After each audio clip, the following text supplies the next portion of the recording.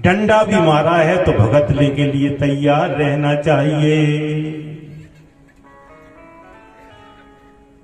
फिर बछड़ों वाली बात भी आती है। बछड़े भी शंकर भगवान के वाहन हैं। शंकर भगवान के वाहन में लठ मार रहे हो और शंकर जी ये जल चढ़ा रहे हो, अपने लिए कोई भोजन करे और अपनी जीप में कोई पत्थर मार रहे, बताओ प्रसन्न होंगे?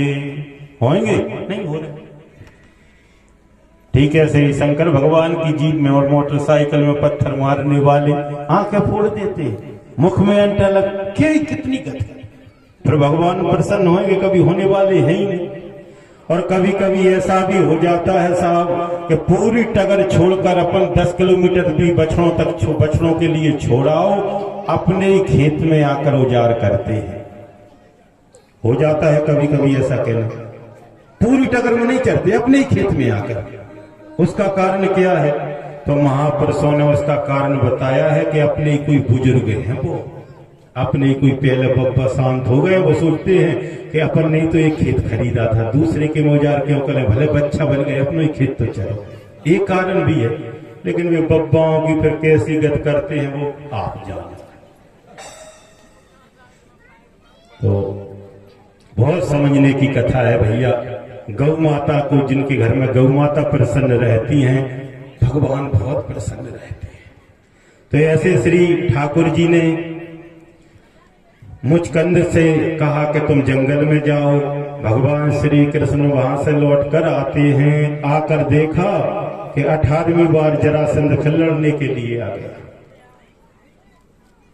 भगवान ने फिर क्या किया? जरासंध के सामने से भी भगवान भाग गए, क्योंकि जरासंध इस बार घर पे यज्ञ प्रारंभ करके आया था। भगवान ने विचार किया कि यज्ञ इसके घर पर हो रहा है, मैं इसको मार दूंगा तो ठीक नहीं रहेगा, अब भगने में फायदा है। भगवान आज वहां से भागे, प्रवर्षण पर्वत पर चढ़ गए। जरासंध ने अग्नि लगा दी। भगवान उछलकर पहुंचे कहां पर? समुद्र में। उसी समय विश्वकर्मा भगवान ने वहां पर द्वारकापुरी का निर्माण कर दिया। सोने की पूरी द्वारका थी। जरासंध लौट कर आया, ब्राह्मणों को बहुत दान दिया कि तुम्हारी कृपा से मैं जीत गया। मन क्रम वचन विप्र पद पूजा, यही सम विजय उपाय न दूजा। रामचरितमानस में भी ऐसा वर्णन आया है। तो जरासंध ने फिर ब्राह्मणों को बहुत दान पुण्य किया। और इसके बाद में भगवान श्री कृष्ण द्वारकापुरी में, इधर कुंदनपुर के राजा भीष्मक हैं। भीष्मक राजा के 5 पुत्र हैं, कोई कन्या नहीं थी। कन्या किसी की लक्ष्मी किसी के गर्भ से जन्म नहीं लेती, उनके लिए कमल के फूल में लक्ष्मी जी मिल गई, उनका नाम रुक्मणी जी रखा गया। तो शिशुपाल तो चाहता था, रुक्मी चाहता था मैं अपनी बहन का विवाह चंदेरी के राजा शिशुपाल के साथ करूंगा, लेकिन पिताजी चाहते थे कि मैं अपनी बहन का विवाह, पिताजी चाहते थे मैं अपनी बेटी का विवाह भगवान श्री कृष्ण के साथ करूंगा, क्योंकि नारद जी महाराज ने भगवान श्री कृष्ण के गुण बताए थे। और जब तक हम किसी के गुण अच्छे तरीके से ना जानेंगे उसमें मन लग ही नहीं सकता। रुक्मणी ने भगवान श्री कृष्ण के गुण सुन लिए थे, तब से ही भगवान की हो गई थी। शिशुपाल यहाँ चंदेरी में बारात को सजवाते हैं। राजा दमघोष के पुत्र थे शिशुपाल, कृष्ण भगवान के भुआ जी के लड़का थे। यहाँ से बारात तैयारी, और वहां से एक पंडित जी को 7 पत्रिका, एक 7 मंत्र वाली पत्रिका लिख के रुक्मणी जी ने भेजा पंडित जी को द्वारका। और रुक्मणी जी के जब मेहंदी लगाई जा रही थी तो रुक्मणी जी क्या कह रही थी, सुनिए। आओ मेरी सखियों मुझे मेहंदी लगा दो, नंद घर की मोही दुल्हनिया बना, दुल्हनिया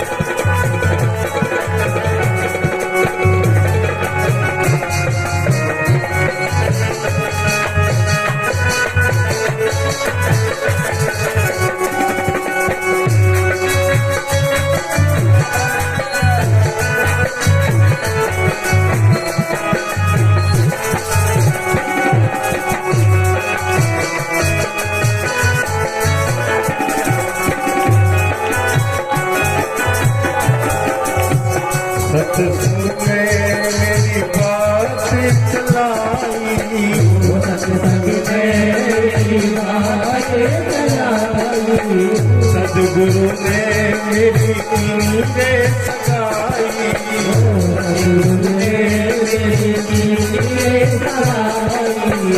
उनको बुला के हंसी बातों करा दो, उनको बुला के हंसी बातों करा दो। आइए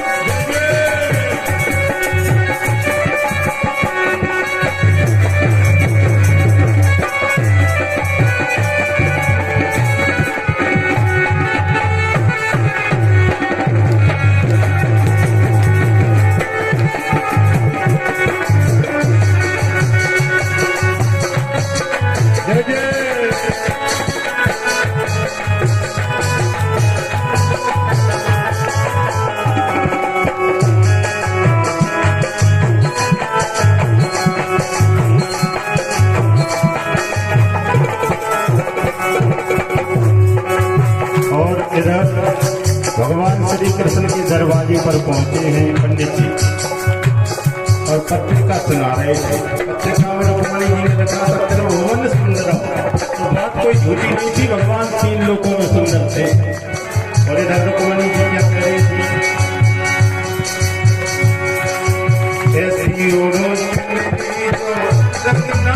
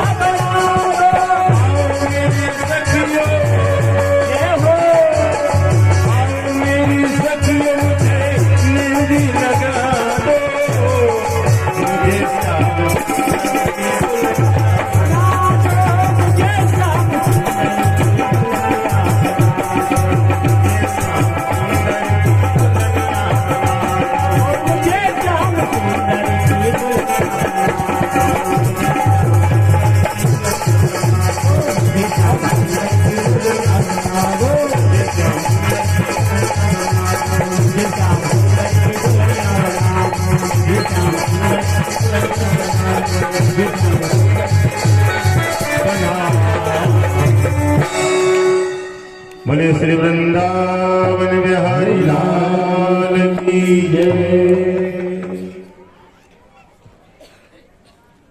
जयकारा इतनी जोर से लगाओ कम से कम 5 किलोमीटर दूर तक आवाज जाए। हम तो समझ रहे हैं इसीलिए नहीं बोल पा रहे, आज उपास हो एकादशी है, लेकिन तो भी आपने देखा होगा टोपी वाली बंदूक से बहुत लोग परिचित होंगे, वो दुनाली हो चाहे एक नाली, लेकिन उसको 2 अंगुल भर दो और अच्छी डांट लग जाए और अच्छी टोपी लगा के जब उस चलाओ तो 3 किलोमीटर तक आवाज जाती है। 2 अंगुल, अपन तो 8 अंगुल माने 8 टिक्कर 12 टिक्कर इतनी बारूद भर लेते हैं, तो विजय के नाम। इसीलिए ऐसी जयकारा लगा बहुत दूर तक आवाज जाए। बोले नौनाई धाम की। अब ठीक रहा। तो श्री सुखदेव जी महाराज वर्णन करते हैं राजन रुक्मणी के बारे में, जो सुंदर रुक्मणी जी ने पत्रिका लिखी थी वो पंडित जी महाराज बांच के सुना रहे हैं। त्रिभुवनम सुंदरम, 3 लोक में आप सुंदर हो, मैं आपका भाग हूं। जैसे सिंह के भाग को सियार ग्रहण नहीं कर सकता, उसी प्रकार शिशुपाल आकर मुझे स्पर्श ना करे।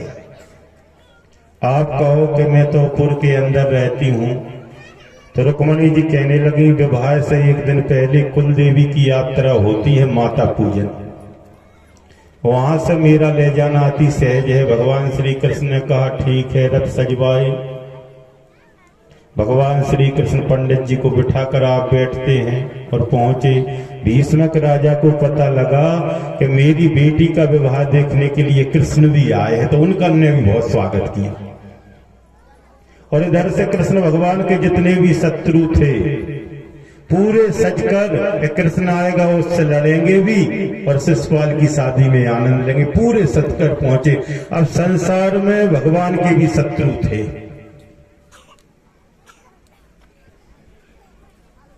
तो संसार में जब भगवान के भी शत्रु हैं तो कोई अपने भी थोड़े बहुत शत्रु हो तो ज्यादा चिंता की बात नहीं, क्योंकि एक महापुरुष ने लिखा है, हेती जिनके 10 नहीं, हेती माने अच्छा चाहने वाले, हेती जिनके 10 नहीं, दुश्मन न जिनके 50, क्यों जननी उनको जन्म दे और क्यों रखे 9 मास।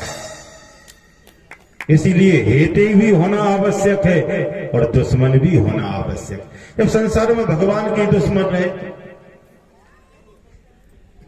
तो चाहने वाले भी होंगे, ना चाहने वाले भी होंगे, दिन भी होगा, रात भी होगा, सुख भी होगा, दुख भी होगा, अच्छा भी होगा, कभी कभी थोड़ा बहुत बुरा भी होगा, हानि भी होगा, कभी लाभ भी होगा, सब चलता रहता है। इनमें ज्यादा उलझे रहे तो समय व्यतीत हो जाएगा। इनमें सब में रह के मुस्कुराते रहो। भगवान श्री कृष्ण कहते हैं हर हाल में जो मुस्कुराते रहते हैं वो मेरे सबसे बड़े भक्त हैं।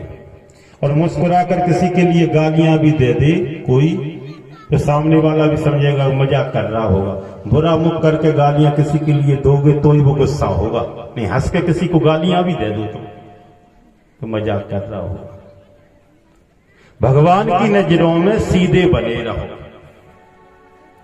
भगवान की नजरों में अच्छे बने रहो। संसार वाले तो आपने देखा होगा, सुना भी होगा, रामकृष्ण परमहंस एक बार बॉम्बे में कथा कर रहे थे। उनका नियम था, उनकी पत्नी उनके साथ में जाती थी भोजन बनाने के लिए। थोड़ी दूर भोजन बन रहे थे, हजारों जनता के लाखों जनता को छोड़कर रामकृष्ण स्वामी व्यास गद्दी पे से उतरे, दार का बघार देखने के लिए पहुंच गए। 2-3 दिन ऐसा किया तो सब लोग बंबई वाले कहने लगे अच्छी पागल से कथा कराई। विवेकानंद जी को बहुत बुरा लगा, विवेकानंद उनके शिष्य थे। विवेका जी ने कहा, विवेकानंद जी कहने लगे गुरुजी पूरे बंबई वाले आपको पागल कहते हैं। तो उसी समय रामकृष्ण परमहंस जी ने कहा था, इन्हीं बिगड़े दिमागों में भरे अमृत के लच्छे हैं, हमें पागल ही रहने दो, हम पागल ही अच्छे हैं। संसार वाले तो अच्छा और बुरा कहने सिवाय कुछ करते ही नहीं, लेकिन भगवान की नजरों में अच्छे बने रहो। भगवान की नजरों में कौन? माता पिता की सेवा करो, बहू बनी हो तो सास की बात मानो, पति की बात मानो। उल्टी चलने से ही भगवान गुस्सा हो जाते हैं। आपने वो वाला दृष्टांत सुनाई है, माट साहब ने तो कई बार सुना है। बब्बा की उम्र थी 80 वर्ष की और बहू की उम्र थी 75 वर्ष की। बब्बा कहे कथा सुन के चलें, बहू कह दी मैं तो मूवी देखूंगी।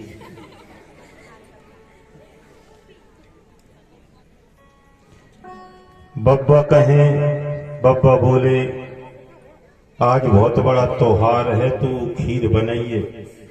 बहू बोली आज तो मैं महरी बनाऊंगी।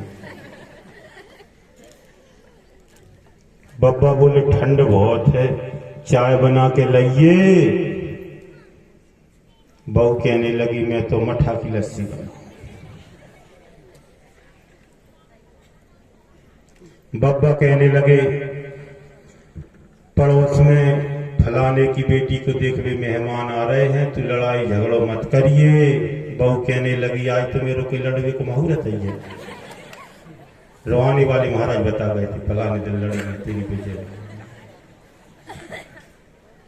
तो बब्बा प्रतिदिन मंदिर में जाते और भगवान से कहते भगवान या तो मुझे ले ले या पत्नी ये ले ले तो मेरा समय सुख से निकल जाएगा।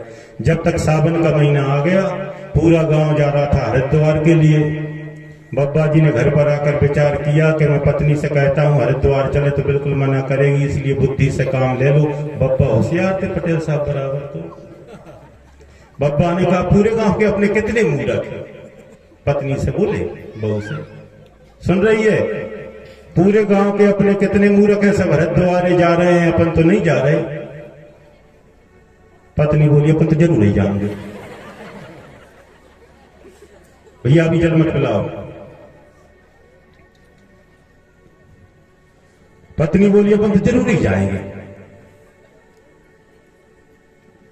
देहरादून उज्जैनी एक्सप्रेस में बैठे और हरिद्वार पहुंचे और आपने देखा होगा गाटरों में सांकरें लगी, उन्हें पकड़ के नहालो तो नहालो, वहां पर धारा बहुत तेज है, आगे के लिए कूद गए तो चले जाओगे। जैसे ही हरिद्वार में पहुंचे बब्बा फिर बोले पत्नी से बहू से आगे मत कूद जाइए कि मैं तो कूदूंगी।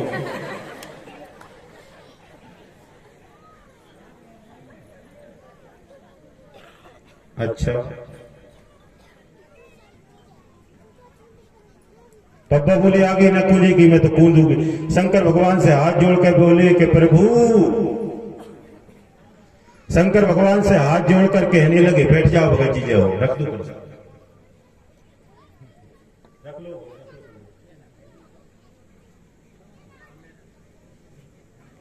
अरे भाई रख दो।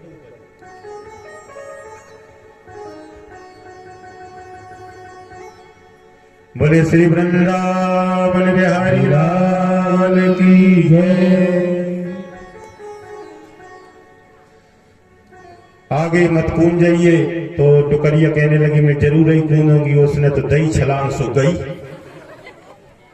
बब्बा ने विचार किया कि 10 मिनट किसी से ना कहो, थोड़ी जीवित रह गई तो जल्दी जीवित हो जाएगी, पूरी मर जाने दो। जब तक 5 किलोमीटर नीचे पहुंची होगी बह के वो मर के डुकरिया। फिर बब्बा चिल्लाया बचाओ बचाओ, पत्नी का पैर फिसल गया, इसमें गिर गई। तो वहां पर जल सेना वाले पुलिस वाले खड़े थे, बहुत ढूंढा, 2 किलोमीटर नीचे जाल में जाला ना मिली। पुलिस वाले जब बहुत थक गए, ढूंढ ढूंढ के ना मिली, तो बब्बा पे गुस्सा होकर बोले क्यों रे बब्बा मिलती तो नहीं। बब्बा कहने लगे बा तुम्हारे बाप ही नहीं मिल सकते। पुलिस वाले कहने लगे ऐसा क्यों। बब्बा बोले जीवन भर उल्टी चली है, तो ऊपर गई होगी, उतर नीचे कहां देख रहे हैं। तो ऐसे उल्टे चलने वाले भी साहब बहुत काम बिगाड़, लेकिन इस क्षेत्र में ऐसी डुकरियां उल्टी चलने वाली है ही नहीं। हम तो ललो तरफ की ऐसी चर्चा कर रहे हैं, हम तो बड़ौदिया से उस तरफ की चर्चा कर रहे हैं, इधर की चर्चा ही नहीं। तो इसीलिए महापुरुषों ने कहा है उल्टा चलिए सब कुछ। उल्टा नाम जपत जग जाना, वाल्मीकि भय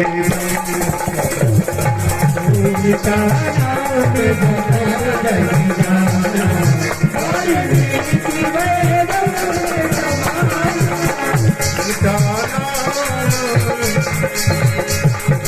उल्टा नाम जपत जग जाना।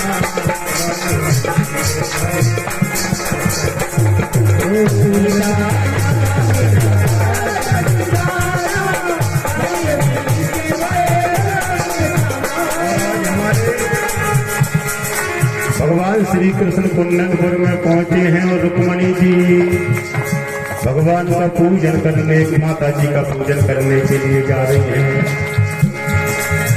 जय जय गिरिवरदारी